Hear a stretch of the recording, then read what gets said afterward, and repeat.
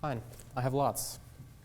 Can you address the concept of placing a demand on oneself and placing a demand on one's business so that the universe doesn't need to place lower priority demands on us for the purposes of attracting new revenue and new clients?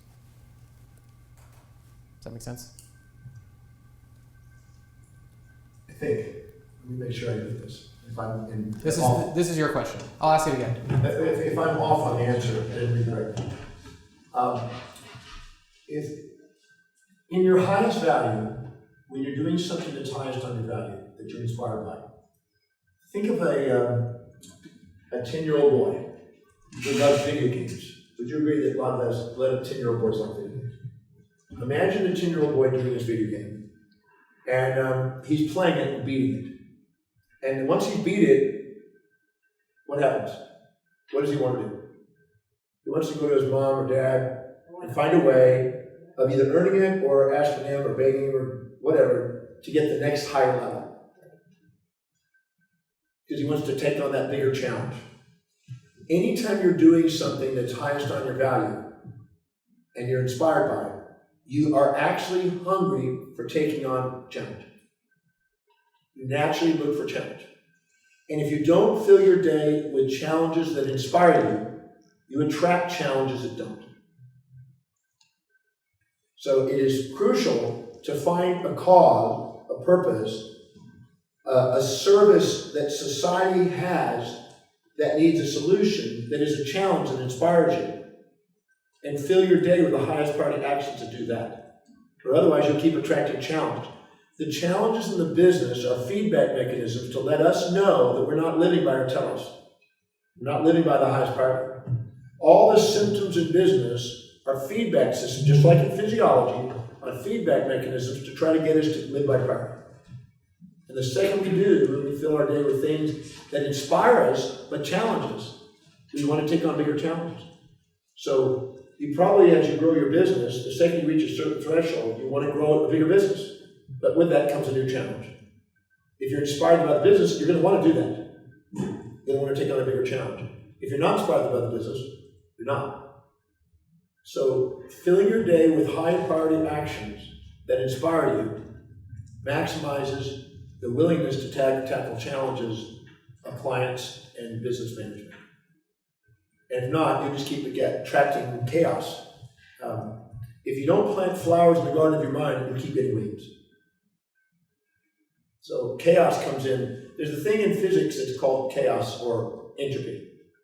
And there's a reverse of that Schroeder described in his book, What is Life, called negentropy.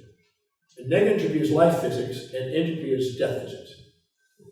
In death physics, entropy, which is the tendency to go from order to disorder, automatically takes over anything that we do that's not organized, that's inspiring according to our highest value. If we live by our highest value, we create life physics. If we live by our lowest value, we create death physics. Companies die. So our responsibility is to concentrate on what is really highest priority. Every quarter, a great exercise to do that is really not that hard to do, really. That is to write down every single thing that you do and your employees, what they do. Everybody does it. And you, next to it, after you list it all down, you write down how much does it produce per hour. What does it produce per hour?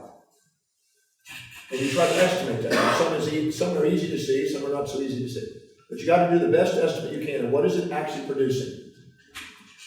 Next to it, you put down how much meaning does it have.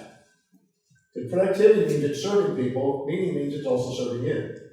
The next one is, what is the replacement cost? If somebody had to do that for you, how much would it cost you to have somebody do that for you at the same standard? And the last one is how much time is spent.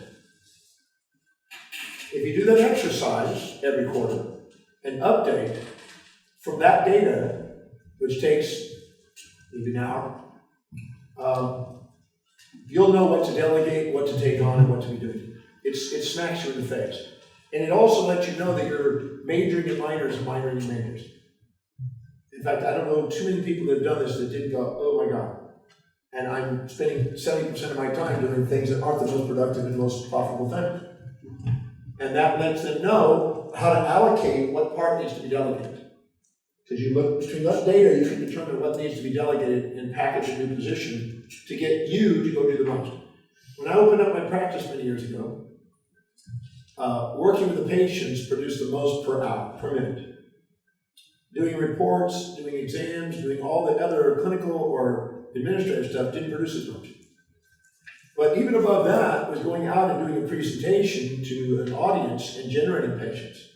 If I did that and I got 5 new patients, and the average patient was a few $1,000s, that's a $15,000 hour. Where if I'm going and doing clinical work, I might make $1,000 to $2,000 an hour. So I found out that it's wiser for me to not be doing the clinical work except on very private special patients and have other doctors. So I got 5 doctors to help me with that.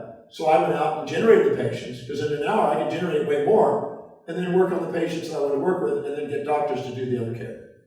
And I generated more income and the profit margin is way higher than if I'm sitting there doing lower priority things. So that exercise is a gold mine, but you got to be honest with yourself and be able to assess that what it produces and what is really the cost of hiring somebody to do that. That will then give you a job description of what you will then hire, and then you can do what we've talked about already to help them hire. But as long as you're doing low priority things, you're going to devalue yourself, devalue your company, and train the people around you to do the same. Because leadership filters over. What are your headings there, John? Productivity per hour or per minute. The meaning you get out of it. I sometimes go and do presentations. The other day in South Africa, I spoke to 800 17, 18-year-old kids. I don't make a lot of money doing that, but I do it because it's meaningful. So sometimes I'll sacrifice something extremely productive because it truly inspires me to mean something. But you want to weigh that out. If it's all meaningful, there's no productivity, you're out of business. If it's all productivity, there's no meaning, you're probably not inspired. You'll find a balance there. But this has to dominate. Replacement cost is what exactly does it cost to get somebody to do that for you. And then finally, how much time? Be honest about how much time in a day. You'll surprise yourself on what you're doing. And it smacks you in the face and gives you a reality check about what you're really doing. And if you are doing low priority things, then it's wise to have mentorship, somebody to kind of kick you to make you count. So that time is time you spend doing that. How much time in a day do you spend doing it? Energy. Because if you're spending too much time on low priority things, you're interfering with it. That's why I stopped driving and cooking and things like that. I don't do that. Because driving to me is I can get in the back seat and I can do an article, or I can work on a book, or I can do something way more productive or research. Sitting and driving and thinking about driving and distracting myself, to me, I can get somebody to do that for a few $100s an hour. So it's cheaper for me to go and do higher priority things that give me more return in the long run than to me to be driving, as an example.